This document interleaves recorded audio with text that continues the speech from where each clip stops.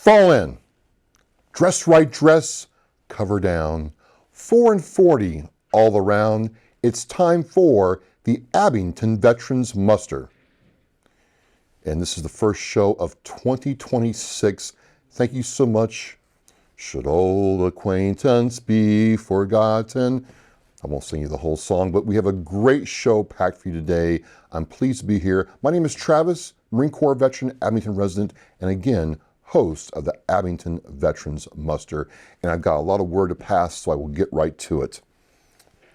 The Veterans Giving Tree. We want to give a big shout out to our next guest, Jill Higgins, who's with the Daughters of the American Revolution, the Deborah Sampson Chapter, for sponsoring this year's Giving Tree in the Abington Town Hall. Nearly 200 gifts went out to veterans in need, veterans who couldn't get out of their homes. And we want to thank Jill and the entire Deborah Sampson Chapter for making a Veterans Christmas bright in 2025. Thank you very much. Next up is the Veterans Transportation Vehicle Fundraiser. It's in full swing. Thank you, Abington Rotary. We have raised approximately $36,000 out of our $80,000 goal. We are almost halfway there officially. It's a team effort, and we want to thank everybody far, wide, near, and far away who decided to give to this amazing fundraiser to provide this resource for veterans who cannot make their appointments. And this rings very personal for me. So again, if you've given anything, whether it's a couple of dollars or much more, again, everything is appreciated. I have an update about the Abington Hero Banner Program. The Hero Banners have been completed and will be installed throughout town within the next couple of weeks. I want to thank everybody for their patience because in December, we had to chase down a four-wheel Grinch who was trying to steal the gift of giving this wonderful thing to Abington. We chased him down, we got the banners back, and now they're going up. So thank you for standing by. And again, we appreciate all the love and support for this initiative. Abington has a Veterans Advisory Council. And what this council does is it meets once a month to help Adam and all the team with him to get veterans initiatives moving forward, veterans projects, and just again to see where veterans are in the town of Abington. It's open to the public. Our next meeting will be January 20th at 6 p.m. in the town hall. All residents are welcome and invited to attend. It'd be nice if we had a packed house. So we'll see you there. The Purple Heart sign toppers. All 58 purple sign toppers are now up across town. And this is in part thanks to the incredible research efforts from Pete Walters and Janice Walters, along with Phil Delaney's work of love over the past year, building a dedicated web page on the town's website. And the number has grown to 58 and continues to grow. We also want to thank Caldwell Landscaping and Construction for donating time to provide a free fall cleanup for a local widow for maintaining the Veterans Lot at Mount Vernon Cemetery at no cost for Veterans Day. It's really things like this that make Abington special. A local company helps out a widow who can't maintain her yard. Leaf bags are heavy, even for me, right? And that's done to help that widow out. And then the beautiful veterans area in the Mount Vernon Cemetery is maintained by, Caldwell Landscaping. We want to thank you for what you all do for us. December also included a very successful free Christmas meal program. Thanks to anonymous donor and Mom on the Go, dozens of free Christmas meals were provided at no cost to veterans and spouses of deceased veterans throughout Abington. Thank you, Mom on the Go. This is a hard time of year, Christmas and New Year's for a lot of people, and something as ordinary as a meal, a hot meal that was given to you can really make things better. So thank you to the donor and Mom on the Go for making this happen. Martin's Restaurant, first guest, Fred Villa. How are you doing, Fred?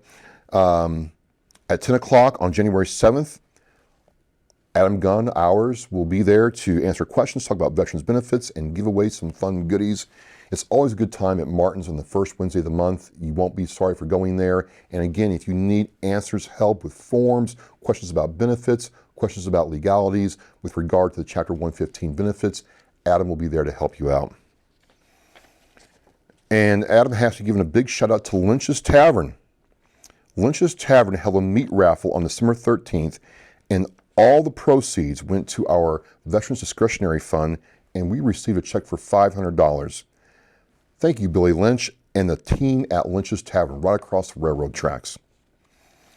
Cape Cod Lumber generously donated 12 custom-made flag boxes that we can pass around to spouses of deceased veterans who come to us after their veterans pass. A lot of people want to have a box to put things in, mementos, awards, badges, ribbons, a flag, and finding a box, getting a box can sometimes be very problematic. So thank you, Cape Cod Lumber, for helping in that regard. And finally, the Abington VFW gift cards. The Abington VFW gave us hundreds of dollars worth of grocery store gift cards to pass along to those in need. And, you know, that's very, very big this time of year, or any time of year, really. You're getting to the end of the month and maybe your, benefit is not quite there. Heating oil goes up, the electric bill goes up, and you need to get food. And sometimes that grocery store gift card is what you need to get you through the month. So thank you, Abington VFW, for helping us out. So that's a lot of word. We have our guest coming up next, who was mentioned here at first, Jill Higgins, with the Daughters of American Revolution, the Deborah Sampson Chapter. We will see you there. Do not go anywhere. Hello, my name is Travis Partington, Marine Corps veteran, Abington resident, and advocate for veterans. I want to tell you a story about something that's very personal and near and dear to me, and this is in regards to the Veterans Transport Van fundraiser for the town of Abington. About 4.5 years ago, I ruptured my right quadricep tendon. It's an old Marine Corps injury that finally came due, and at that time I was in a lot of pain. I was in a brace. I couldn't walk. You can't walk. And I was ordered not to drive.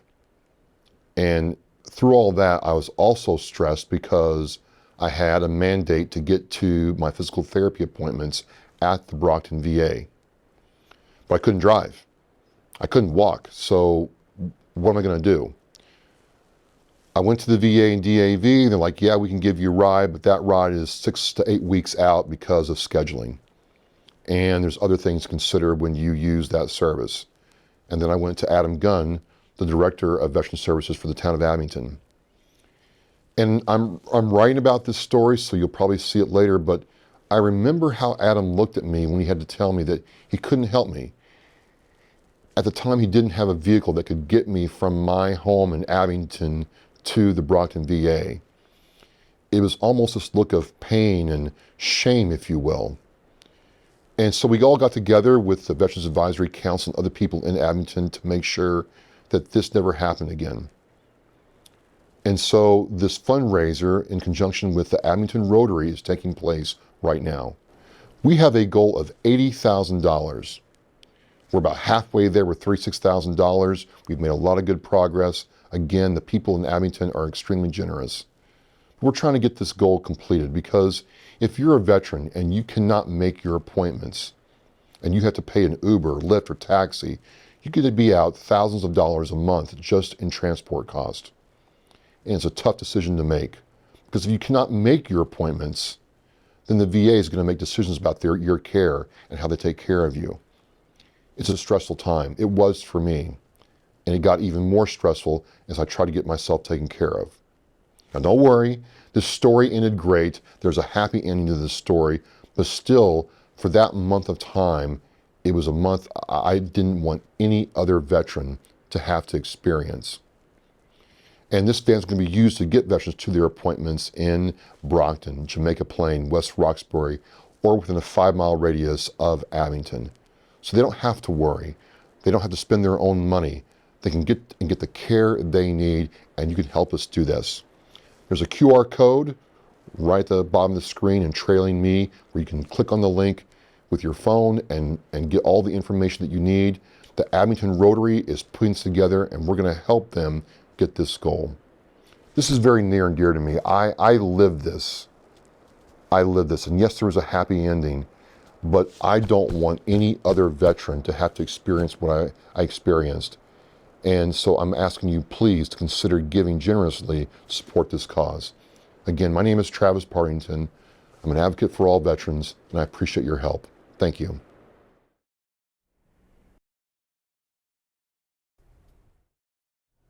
And we're back. And like I said in passing the word, our guest is Jill Higgins, who is with the Abington chapter of the Daughters of the American Revolution, Deborah Sampson Chapter. We got a great conversation planned for you. So without any further delay, because it's the new year, I want to welcome Jill Higgins to Abington Veterans Muster. Jill, thank you for your time today. Thank you so much. Thanks for having me today. So I got connected with you all with the Veterans Giving Tree, and we'll get to that here in a few minutes. But for anybody out there who's trying to understand, what is the Daughters of the American Revolution, and how are you involved? Sure. So the Daughters of the American Revolution is a lineage society made up entirely of women.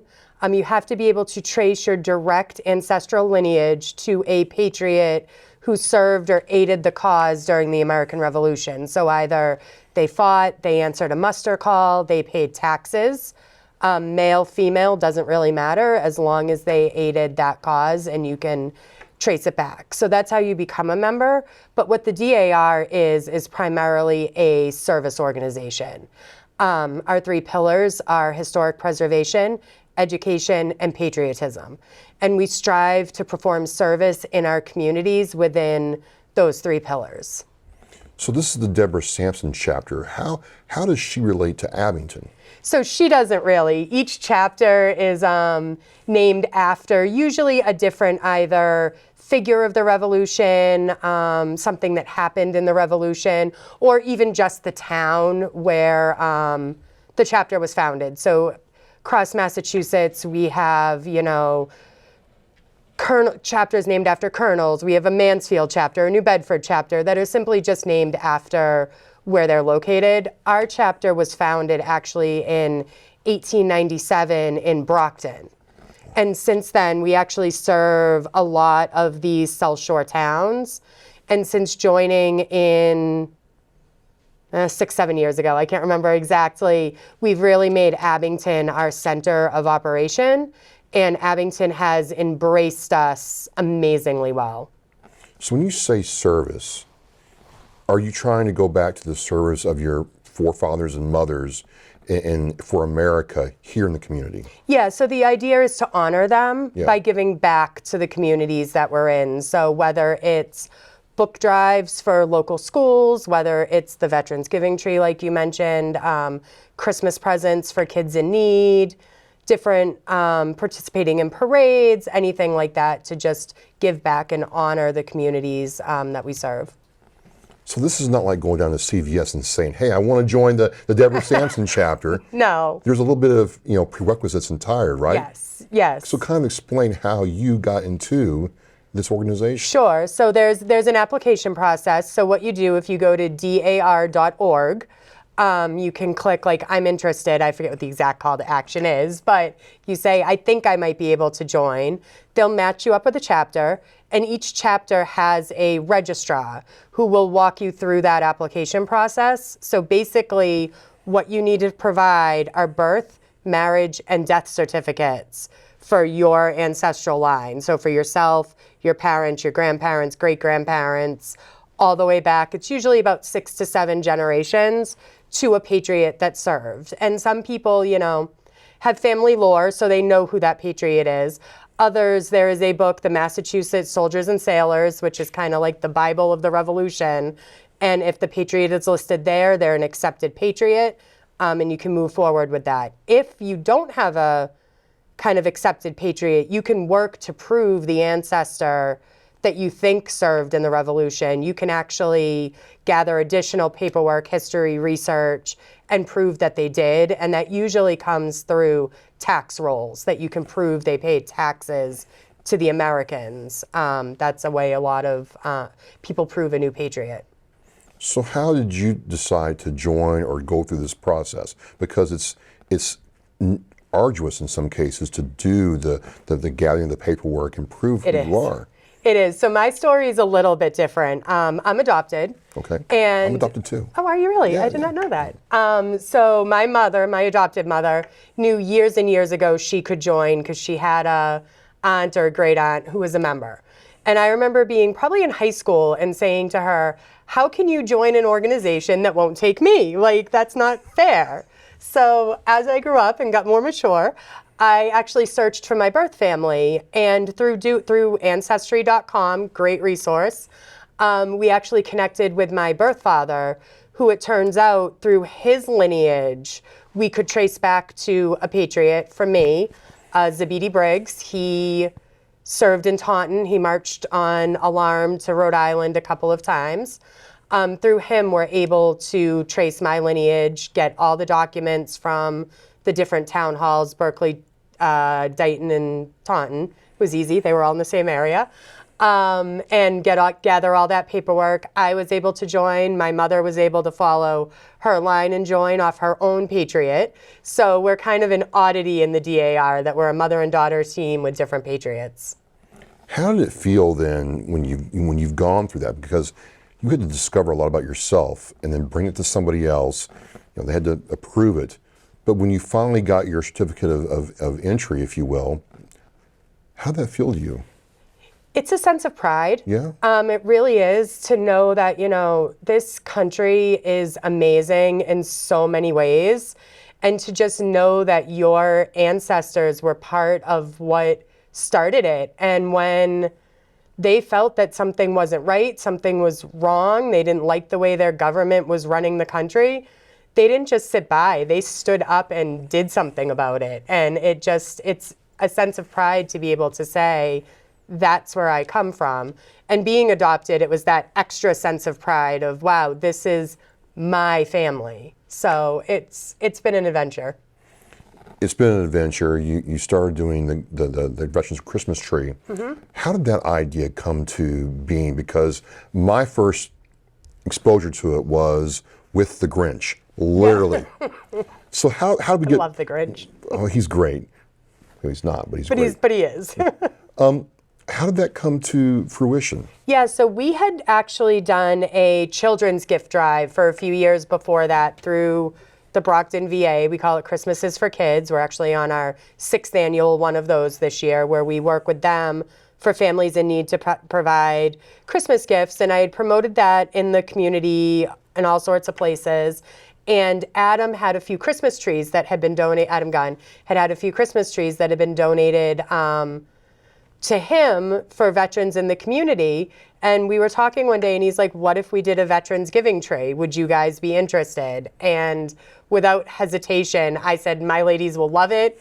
Let's do it. And, within days we were at town hall putting up a Christmas tree and getting ornaments on it. And the first year, we kind of had the town veterans, the low-income town veterans to help out. And then last year, we actually added in the nursing home veterans from the Colony Home for Rehab in town to make sure that every veteran is having an amazing Christmas. Now, the Grinch tried to disrupt things. I mean, he was a slippery one, that Grinch. What did you do to keep the Grinch at bay so the presents could be delivered? I asked him if his heart could grow 3 sizes that day. Wow. And if he could give back those presents, because, veterans, they give up years of their life in service to our country. And it's something, I've never done. I thought about it. I didn't make that step. So I respect anybody who makes that decision to give up so much of their life for people that they don't even know, that I'm not going to let one little measly Grinch take away the little bit that we can give back to them. Because the Grinch came and you fought him off and you set him straight, and then you got presents. We did. And not just, now Jill, it wasn't like 1 or 2 presents. No. It was A lot of presents. Hundreds. Hundreds? Hundreds. You know, the first year we probably had about 150 presents maybe. Last year we were well over 200. This year, I don't even know the amount of, you know, you put a tag on the tree asking for snacks, right? Yeah, just snacks. Snacks. I expect people to give a bag of cookies, right? Maybe a bag of potato chips. Maybe somebody goes to Costco and gets a 30-pack. People are dropping off grocery store bags full to the brim of goldfish and mixed nuts and, you know, chocolate chip cookies. We got bags of chocolate chip cookies. So, and then beyond that, you know, some of the asks are honestly for necessities. You know, we've been asked for toothpaste, toilet paper, paper towel, and you put that up on the tree, first tag's gone, and the next thing you know, 236 packs of toilet paper are there waiting for a veteran in need. It's just, you know, I've lived in Abington since I was 10, and over the years, I've seen this town just give back and give back and give back to its community, and I'm always in awe of what I see that they're able to do and what they're willing to do. So you get the presents, and there's hundreds of them. How do the presents get from wherever the staging area is out to the veterans? Yep, so we collect everything, well, most everything through town hall. So I wanted to make it easy for people, right? Because we all know, oh, I want to donate to this, I want to do that, but then, oh, I got to go to town hall, I got to get a tag, I got to do this, I got to do that. So we actually do it two ways. You can either go to town hall, take a tag off the tree, buy the gift, bring it back to town hall. Yep. Or on social media, we promote an Amazon wish list. And on the back of every tree tag, there's a link to the wish list. So some gifts are dropped off at town hall, and then anything ordered off the Amazon wish list, magically by Amazon elves, ends up on my front porch, which my basement right now looks like I live in an Amazon factory. But wait a minute, so they come to your house. Yep. You have to take them inside your basement. Yep. Open the box. Open the box. And then sort the presents. Yep. So we have a box for each veteran. So there's 14 town veterans and I believe about the same number of nursing home veterans. Each veteran has a box with their name labeled on it and the gifts that they asked for. We sort the presents into those boxes. So if they've been specifically asked for, like we had one gentleman who asked for dungarees, jeans for the younger folk that are watching. So, you know, when those dungarees got delivered, those go right in his box. So we know those are his, he's going to get those. So we do that with all the presents that are specifically asked for. Then we want to make sure these deserving veterans are getting, you know, bigger and better than what they asked for. So anything kind of extra that wasn't on their list, we keep in a separate box. Once we have all of that, we distribute it evenly among all the boxes. So that might be decks of cards, logic puzzle books, additional snacks, all sorts of different things. So you've kind of got like your own elf thing going on. We do. Here in Abington. Yes, we are, you know, I have a small family. There's only a few of us, so there's not a lot of Christmas shopping to be done. There's not a lot of presents. There really aren't, you know, a lot of little kids in the family anymore. So when there are presents, it's like gift cards getting handed out. So having this project and our gift drive for kids, it really is my Christmas. And it's so exciting to get the boxes that show up from Amazon. And it's like, ooh, what's this? Because I can look at the list and see what's been ordered, but you don't know when it's getting delivered. You don't know who ordered what. And most Amazon boxes come with a tag in them telling you who ordered them. And it's amazing to read those tags and see some names from the community that I do recognize and I do know, names that I've never heard of, and then even people who just donate anonymously. Or I opened up a box today and it was a gift for you from a fellow proud veteran. And just seeing all of that makes it extra heartwarming. So we're in January. You've gone through this. What's the feeling like when you've given that last present to the veteran here in Abington? A little bit of relief because it's done. It's a lot of work. It's a lot of organization, but also just happiness. Just knowing that, you know, even if it's just for one day, 1 hour, 1 minute, maybe somebody's day is a little bit brighter. You know, they've gotten something they either really wanted, something they needed. You know, we have one gentleman who I think has asked for a different kitchen appliance every year, and he has gotten his kitchen appliance every time. So I'm like, you know, I think of him cooking his waffles or, you know, using his new air fryer, and it makes me smile. Nice, nice. We're in January, I've said it before, but we'll say it again. And what's next for you all in the year of 2026? Yeah, so 2026 is really the kickoff of America 250. So Right. I think everybody around has probably seen the license plates, the signs, the TV commercials, all of that. So it started in 2025. Actually, it was, you know, December 2025. They started by recreating the Paul Revere ride through Boston. And then January 2026, they're starting with the Knox Trail, which was the route the cannons took across from New York, across Massachusetts, and on to their, you know, point south to start the revolution. So their cannons are coming across the border. The beginning of January, I think it's January 10th. There's some ceremonies out in the Berkshires as the cannons get passed from New York to Massachusetts, complete with horse-drawn carriages and the whole 9 yards. So 2026 is really going to be a year of celebrating what happened here 250 years ago. And then for our chapter, it's kind of a quiet year for us. I will say we just came off of a 3-year, $20,000 fundraising effort to sponsor a service dog for a veteran. So that was a lot of work after the last 3 years. And then we jump right into, you know, Christmas season with all of our gift drives and a few other programs. So 2026, I think, is going to be a little quiet for us, but we are always willing to jump in and help out wherever we see a need.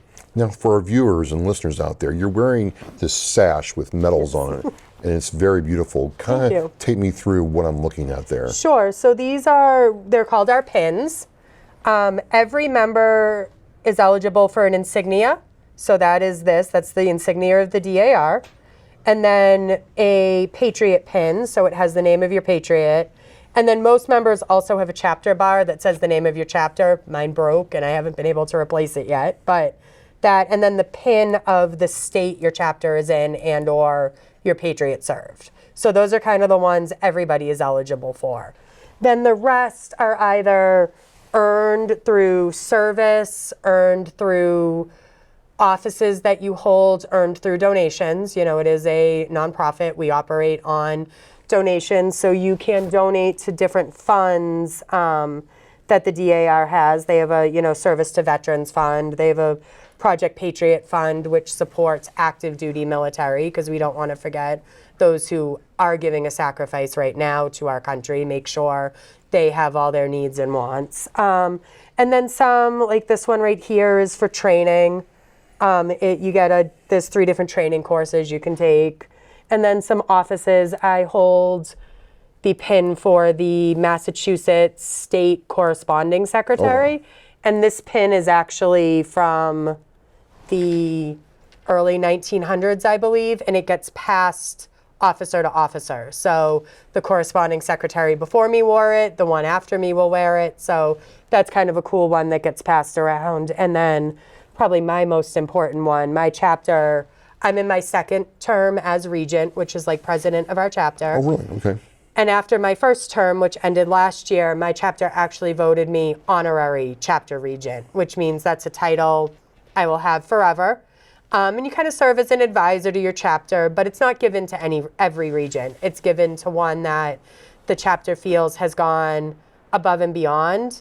And this ties back into what we're talking about. So when my chapter presented it to me, you know, we're technically chartered in Brockton, like I said before, but Abington has really, over the past 5-6 years, given us a home. And when my chapter gave me the pin, they said, this is for giving us a community. This is for giving us a community that accepted us, has accepted our help, likes having us here. And so I really have Abington to thank for that. Abington's given so much throughout the course of our history to these efforts, whether it's the Civil War, the Revolutionary War, so on and so forth. What is it about the fabric of Abington where its residents, its people, want to give to our country? I think, Abington has always been a small town. We've grown over the years. I remember my history teacher telling us the Abington population will never be more than 13,000. Well, I think he was wrong. But, we still have that small town give back feel and mentality. And I think it's instilled in kids in the school. You come to any of these Abington Celebrates events around town, and every organization imaginable is out there. The high school kids and the junior high kids are out there volunteering. They're working to help. I'm also on the board for the local dog park, and we always have a couple of National Honor Society kids who come help us out at our events. I think from day one, we kind of just instill that in kids in town, and they bring it through to adulthood. So a young woman is watching this program right now, or even, one that's, any age really. Yeah. And they say, what, I might fit those requirements. How do they get started? Who should they talk to? Sure. There's a couple of different things they can do. You can visit dar.org and, just send in a membership interest form. And what they'll do is they'll match you kind of to the closest chapter geographically, which would be us. If you're specifically interested in the Deborah Sampson chapter, our email address is Deborah Sampson, DAR@gmail.com. And if you send an email there just saying, hi, saw you on Veterans Muster, I'm interested, our registrar, who's actually my mother, Jill Higgins, will reach back out to you and get your application process started. And, we meet the first or second Saturday of every month. A lot of times around Abington, but sometimes we are in East Bridgewater, West Bridgewater. The local libraries have been amazing, giving us space to meet. Come check out one of our meetings. We post on Facebook when our meetings are. We have a public Facebook page, Deborah Sampson DAR. Come check us out, see what we're doing, what we're up to, and we always welcome new members. We can't do what we do without our members. So, last couple of questions here. So, a mother has daughters, right? Does a daughter automatically get that membership, or does she have to declare, I want to be a member? She has to declare she wants to be a member. So, if your mother joins, she's already done all the hard work to prove the whole line backwards. So you would just need to provide your birth certificate, and if you're married and want your husband listed on your application, your marriage certificate. But everybody has to apply. There's also the Sons of the American Revolution. I was going to get ready to ask that. Okay. Like, well, what if you're a boy mom and there's no daughters coming, and you've had 4 sons and you're not... Yeah. Well, so let's back up for a second. Okay. So it actually starts with the CAR, which is the Children of the American Revolution, which is male and female. You are actually eligible from the age of birth until it's like 21, I think, 22. It's the early 20s. You can apply to be a member of the CAR. So it's a similar application process, a little bit easier. DAR is probably the most stringent of all the revolutionary leadership societies, but so you become a CAR member if you're under 20-something. Then once you're over 18, actually, for sons and daughters, you can become a member of Daughters of the American Revolution, Sons of the American Revolution. Separate application processes, and you go through on your own. So even if you have other family members who have joined, you can use their application as a starter point, but you still have to bring it up to whatever the current standards are. So if, back 100 years ago, they were a little more lenient on some death certificates or marriage certificates, or maybe they took a handwritten record that now they've decided, we've done more investigation, we don't think that's valid. You have to bring that up to date with modern proof. So you bring everything up to date, you provide your information, it gets sent to Washington, D.C. All applications are reviewed at the DAR headquarters, which my favorite address in the world, 1776 D Street, Washington, D.C. All applications go there. They're reviewed by a trained genealogist, and then they're approved. And on the 5th of every month, new members are voted on, essentially. So the Board of Management takes those approved applications, says, yep, they're good, and those ladies receive their national numbers. So you have sons, Yep. and then those sons have daughters. The daughter is still in, okay. Yep. Got it. And you know, girl power here a little bit. The daughter's application process is much more rigorous than the sons. Really? Yes. The sons take documents that the daughters might think are a little questionable.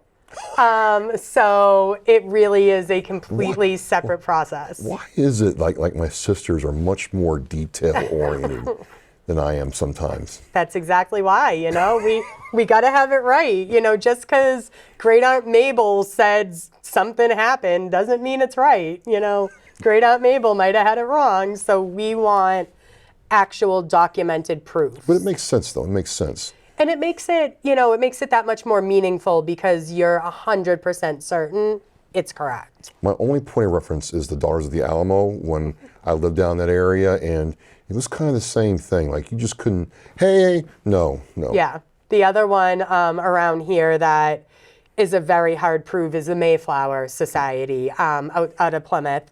You have to prove that your lineage came through a pilgrim on the Mayflower.